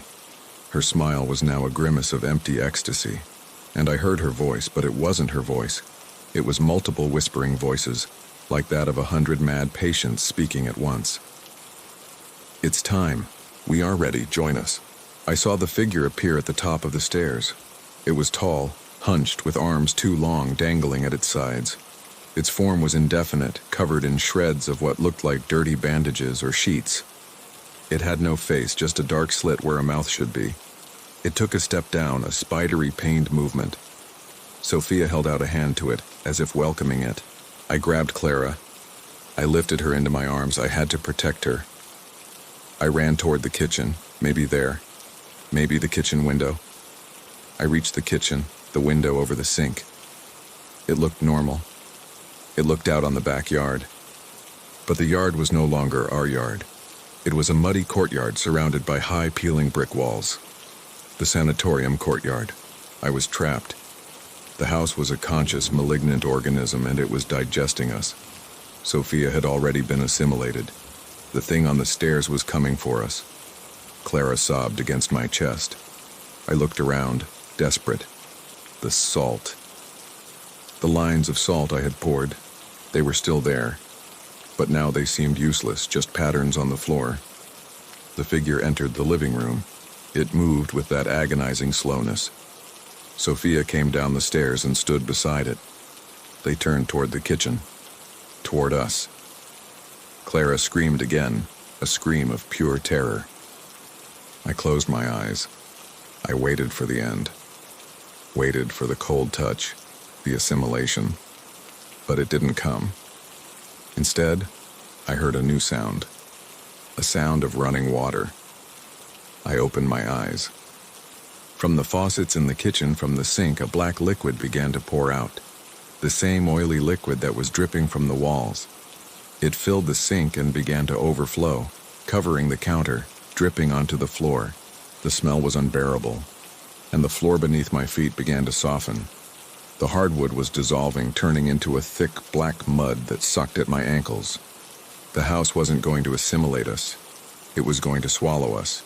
It was going to pull us down into the sick earth it was built on. I looked at Sophia and the figure in the doorway. They were no longer advancing. They were simply watching with infinite patience as the floor devoured us. Clara clung to me, her small body trembling.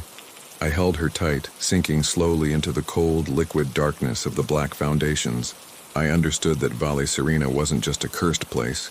It was a process, a cycle of construction, corruption, and digestion.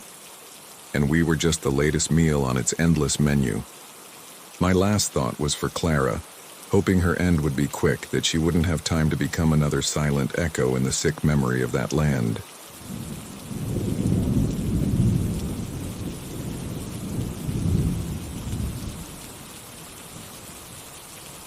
There exists in all of us a strange nostalgia for lives we haven't lived, a yearning for the simplicity of an idealized past, for the warmth of a home we've only seen in old photographs.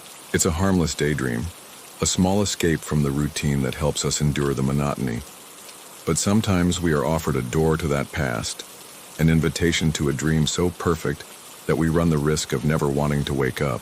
The real danger isn't wishing for another life, but finding a way to live it. Forgetting that every dream, no matter how beautiful, demands a price from reality. My life before the box was a succession of identical days, a gray canvas painted with the same strokes every 24 hours. A silent apartment, a monotonous job that required nothing more than my physical presence, and the constant feeling of waiting for something that never arrived. Weekends were spent walking aimlessly, often getting lost in the labyrinth of stalls at the city's flea market. It was my way of brushing up against other lives, of touching the objects that had belonged to others, imagining the stories they held. I was an archaeologist of other people's existences.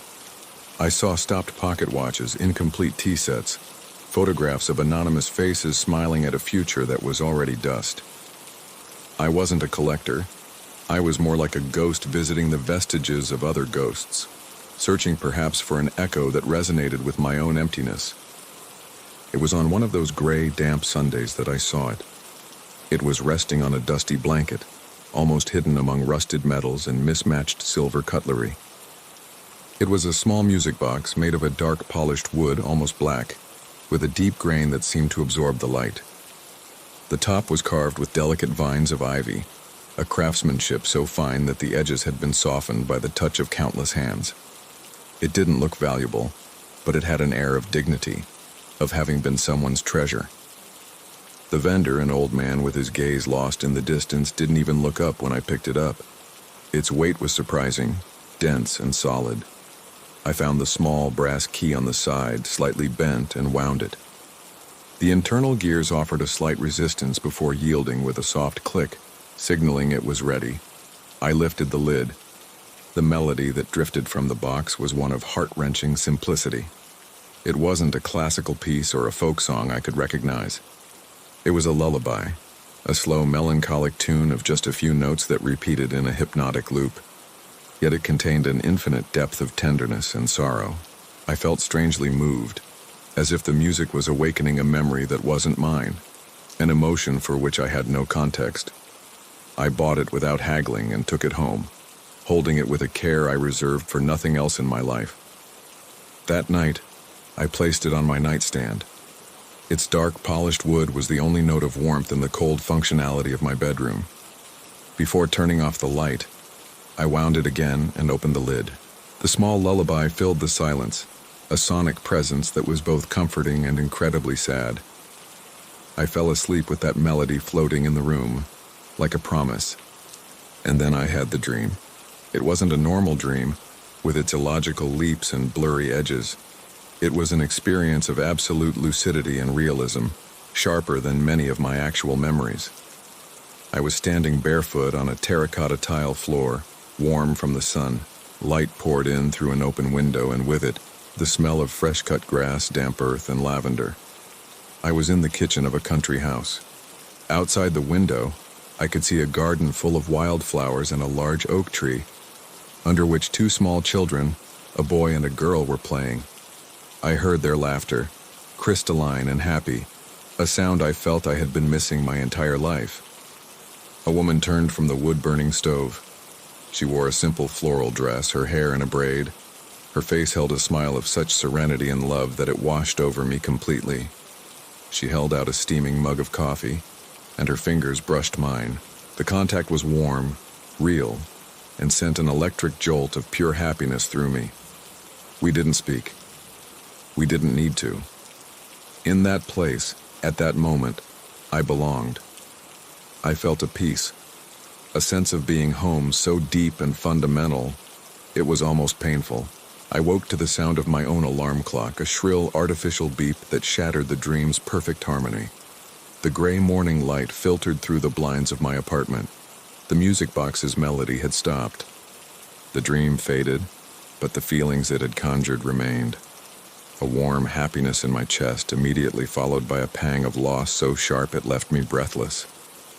I missed that place. I missed that woman and those children. I missed a life I had never lived. At first, I chalked it up to my own loneliness, to my affection-starved mind. But the next night, it happened again. I wound the box, fell asleep to its lullaby, and returned. The dream continued right where it had left off. I was sitting on the porch of the country house, the same mug of coffee in my hands. The woman was beside me in a rocking chair, sewing something. The children were playing at my feet with small wooden figures. The sense of reality was total. I could feel the rough wood of the porch, the bitter taste of the coffee, the weight of the little boy's hand when he rested it on my knee to show me his toy.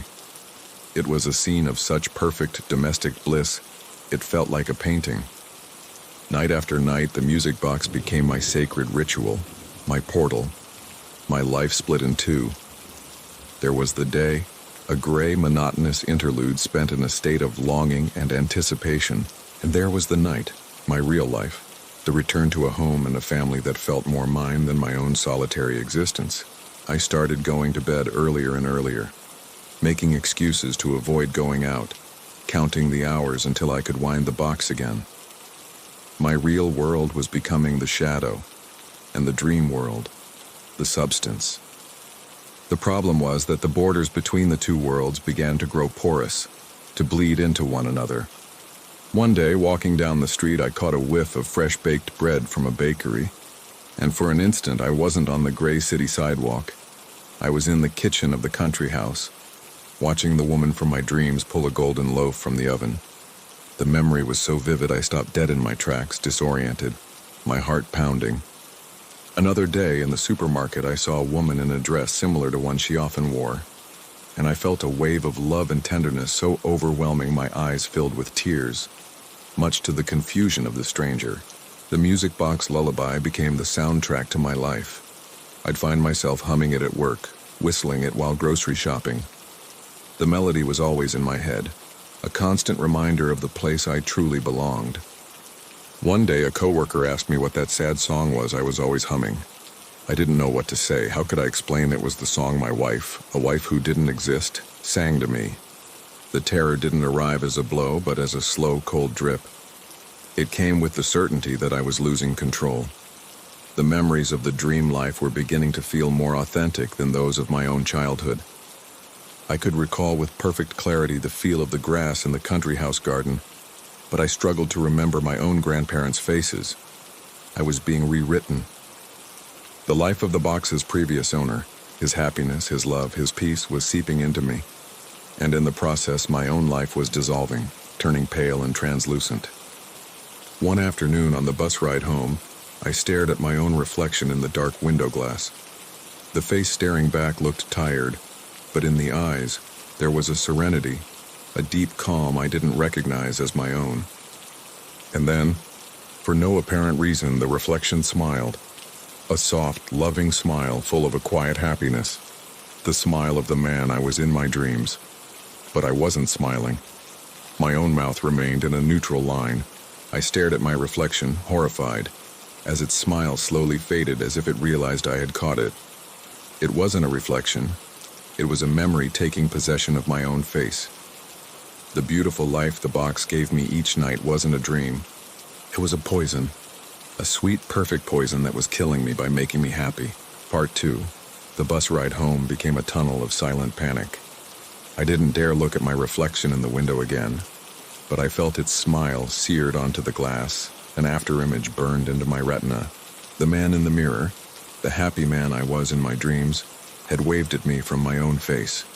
The certainty that the poison was no longer just working at night, but had begun to colonize my days, left me frozen. I was no longer a simple spectator of someone else's life. I was becoming its vessel, the host for a parasitic memory clinging to me with a mortal sweetness. That night I rebelled. I left the music box closed on the nightstand, turning it so the intricate ivy carvings didn't face me. Its presence in the dim room was magnetic, a promise of warmth in the cold of my apartment that I had to resist with all my strength. I sat in the living room in the dark, forcing myself to stay awake, to cling to reality however bland it was, like a drowning man clings to a piece of wood. It was one of the longest nights of my life. The silence, which before had been merely empty, was now a blank canvas onto which my mind, deprived of its dose of manufactured happiness, projected its worst fears. Every creak of the building was a threat, every shadow an accusation. And beneath it all, in the back of my skull, the lullaby's melody repeated over and over, a persistent echo that didn't need the box to play, a silent torture. When sleep finally overcame me in the early hours of the morning, I fell into a black, dreamless void. There was no rest. I woke up feeling more exhausted than ever, with an anguish that oppressed my chest. The absence of the dream was worse than any nightmare. My reality, now stripped of the comparison to its perfect counterpart, was revealed in all its rawness. It was unbearably lonely and gray. The morning coffee was bitter. The news on the radio was alien noise. The walls of my apartment seemed narrower, more like a prison. I resisted for 2 nights. 2 nights of insomnia, of jolts, of wandering my apartment like a lost soul. By the 3rd day, I was shattered. My performance at work plummeted. My ability to concentrate was 0. The real world had become a punishment, and the yearning for the warmth of the country house, for the smile of the woman in my dreams, for the children's laughter, became a physical pain, a thirst that parched my soul. The addiction was too strong. The choice between real suffering and illusory happiness seemed, in my weakened state, the simplest in the world. That night I surrendered. With trembling hands I wound the box and lifted the lid. The lullaby filled the room, and it was the sweetest, most comforting sound I had ever heard. I got into bed and closed my eyes. The return was instant and glorious. I appeared in the house's garden under the large oak tree. The woman and children ran to embrace me. Their joy at my return was so overwhelming and real that I wept. In their dream eyes there was no judgment, only an unconditional love that seemed to forgive my brief absence. In that embrace, any doubt, any fear I had felt in the waking world, dissolved like salt in water. This was real. This love was real. The rest was just a nightmare from which I was finally, truly waking up. From that night on, I stopped fighting. I gave myself over completely to my double life, which quickly became my only life. The days became a blurry formality that I endured with an almost Zen-like patience, knowing the reward that awaited me at the end. I began to sleep more and more. First 10 hours, then 12, then entire weekends sunk in a lethargy from which I would only emerge to eat something quick without tasting it, before returning to my true home. The outside world began to notice my absence. I received calls from work, messages from the few acquaintances I had. I didn't answer them. They were voices from a world that no longer mattered to me, interference in the connection to my real life. Meanwhile, my body in the real world began to pay the price for my neglect. I stopped shaving, stopped caring about my clothes, about the cleanliness of the apartment, which began to accumulate dust and dirty dishes. I lost an alarming amount of weight.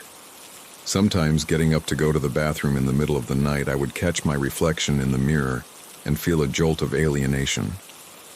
The man staring back was a gaunt stranger, with pale skin stretched tight over his cheekbones and sunken, feverish eyes that shone with an alien light.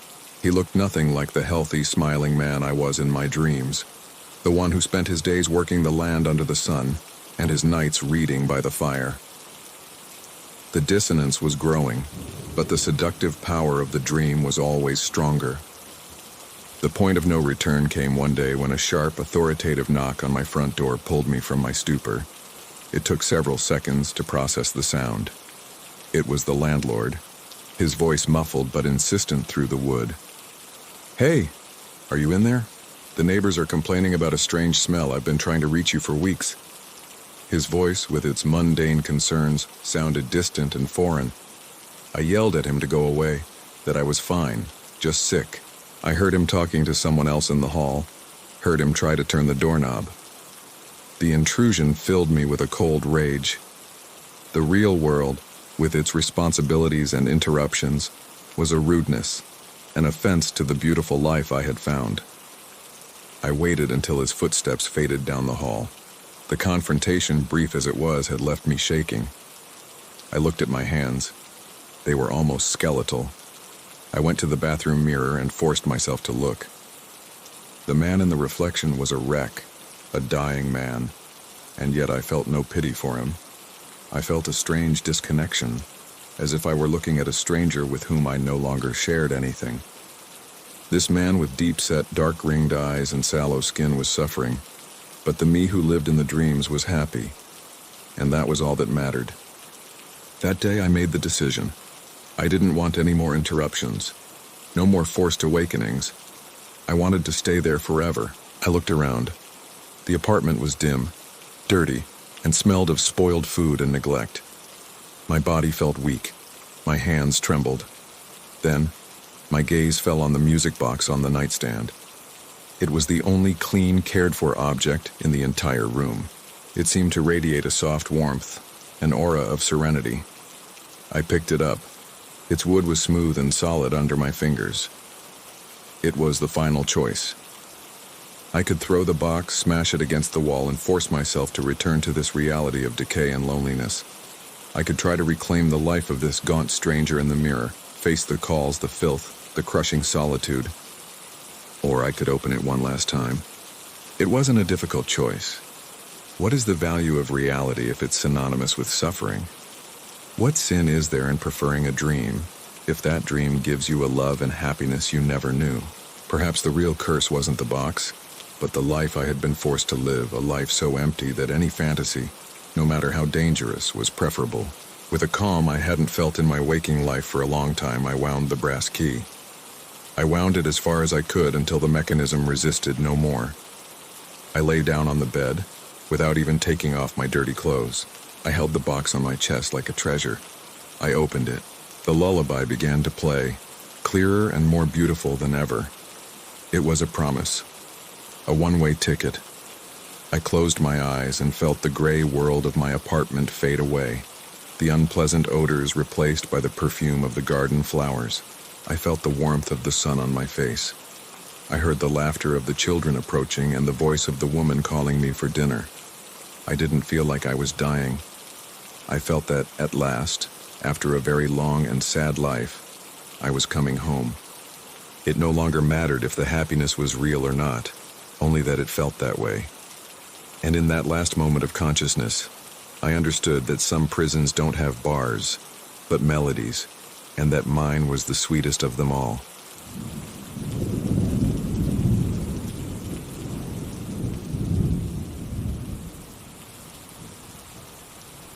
The silence of the house was the worst part. Before, the silence had been ours. A shared silence, full of her presence even when she was in another room. It was the silence of two people so comfortable together. They didn't need to fill the air with words.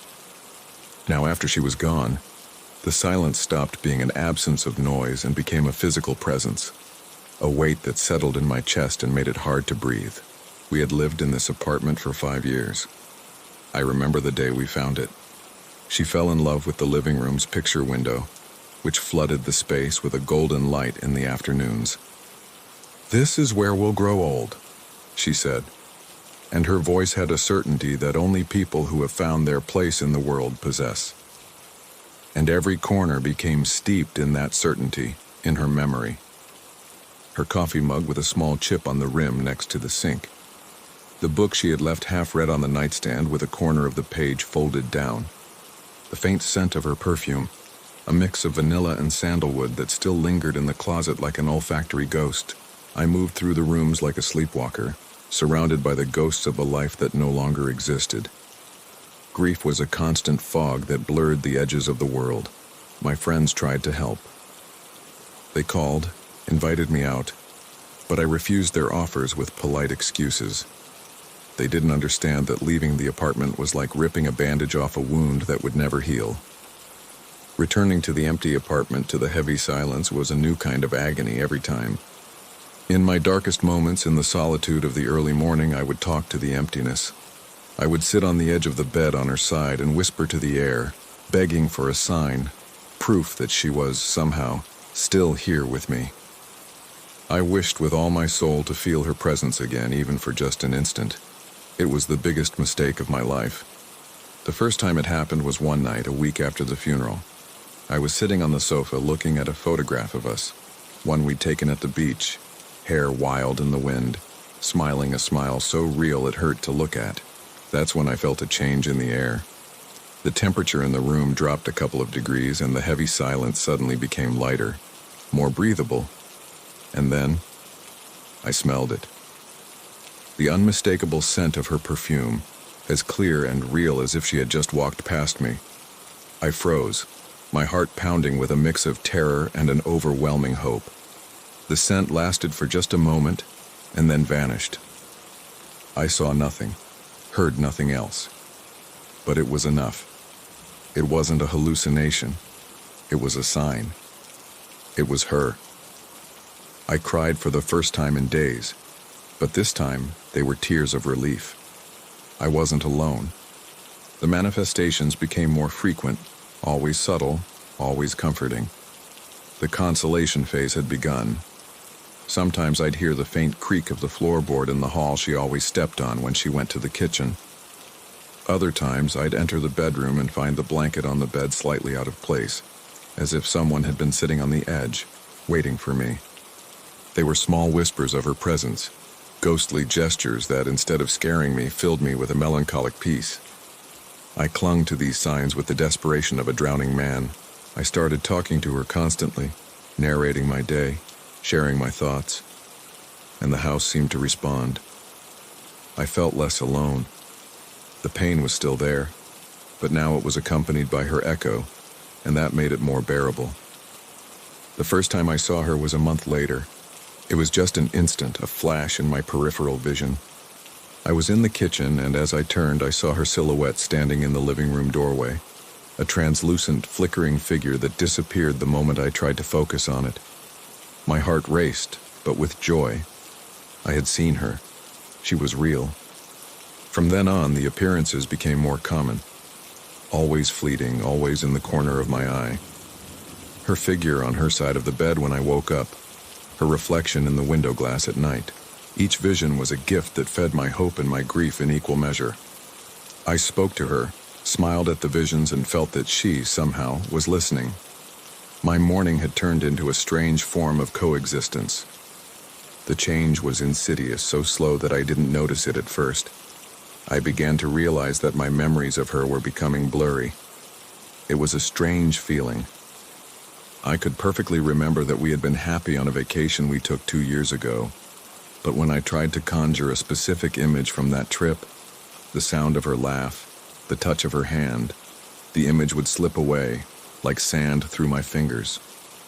I could remember the fact of the happiness like reading a headline, but I couldn't remember the feeling, the content of the article. I chalked it up to the grief itself, to the tricks the mind plays to protect itself from suffering.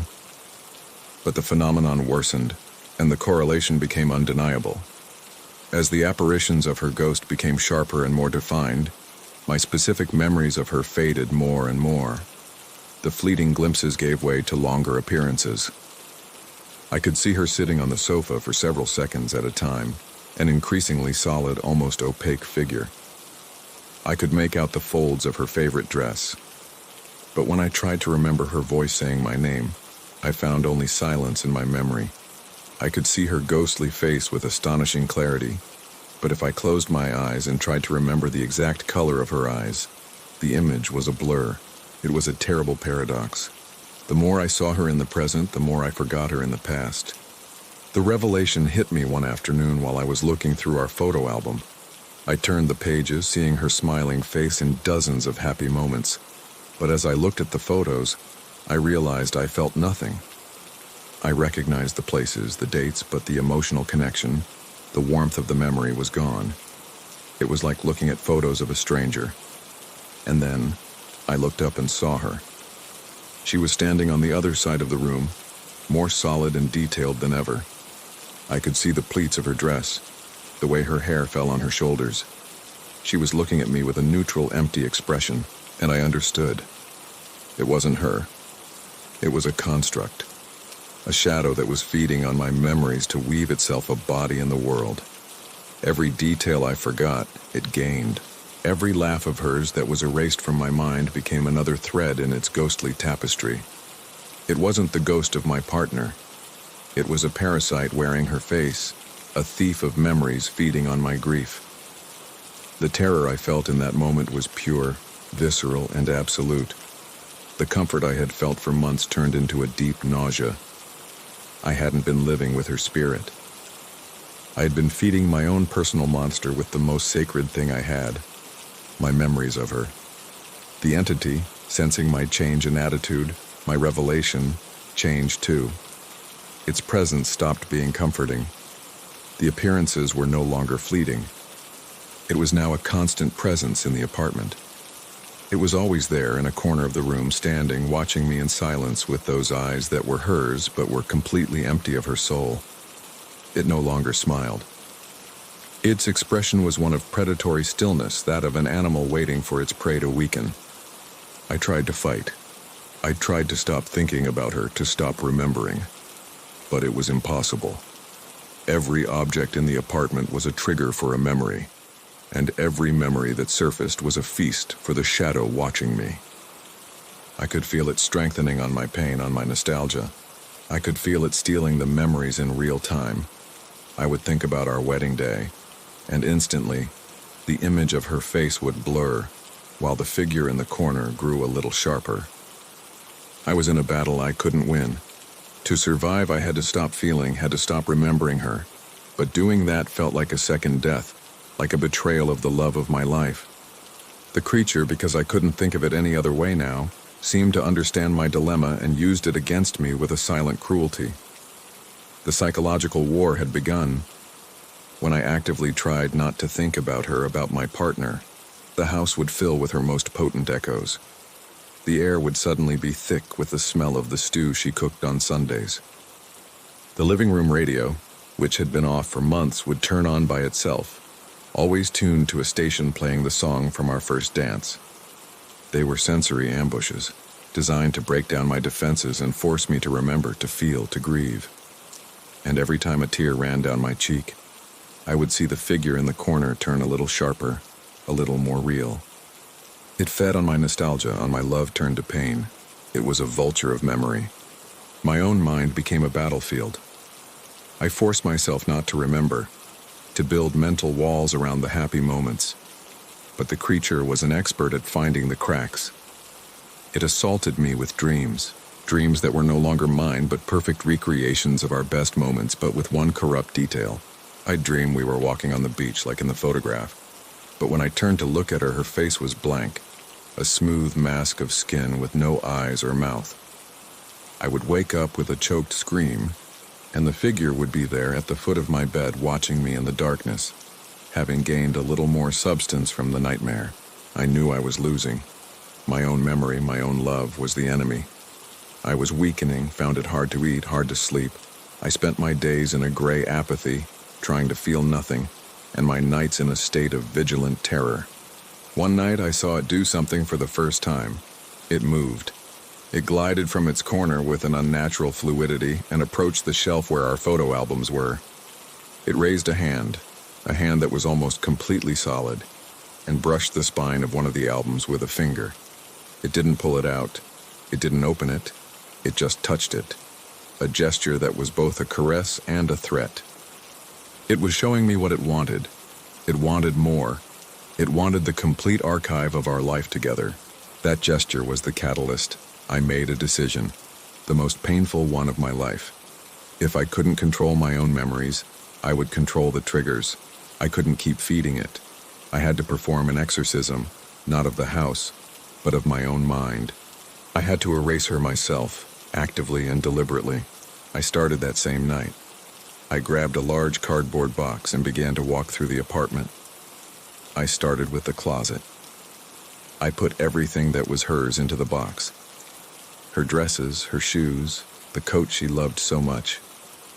With every item I folded and packed, I felt a sharp pang of grief, and I saw the creature in the corner of the room flicker, weakening slightly, becoming more translucent. It, or she, hissed.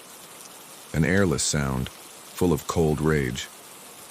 For the first time it showed an emotion, fear.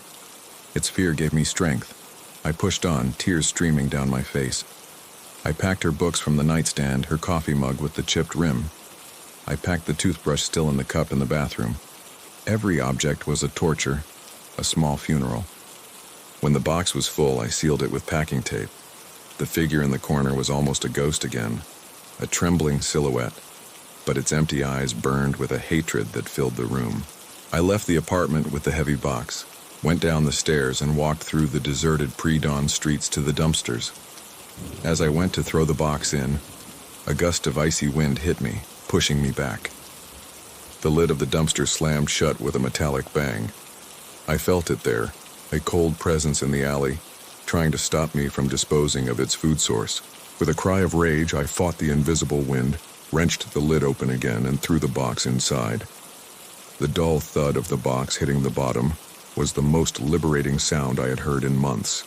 But the memories in my head, the most dangerous ones, still remained. I went back to the house and sat on the floor. I forced myself to do the unthinkable. I began to remember, but not with love, with cold analysis. I remembered our first date, the little cafe, the nervous conversation, and I deconstructed it, stripped it of all emotion, reduced it to a series of facts, places, and trivial dialogues. I remembered our vacations, and I focused on the bad parts, the small arguments, the sunburn, the boredom of the long drives. I was poisoning my own memories, desecrating my own past. It was a slow, agonizing process that lasted for hours. I focused on a particularly happy memory, the day we adopted our dog. The creature projected the image of her holding the puppy, her face lit up with pure joy. I fought the warmth of that image, forcing myself to think of the vet bills, the chewed-up furniture, the hair I had to clean up.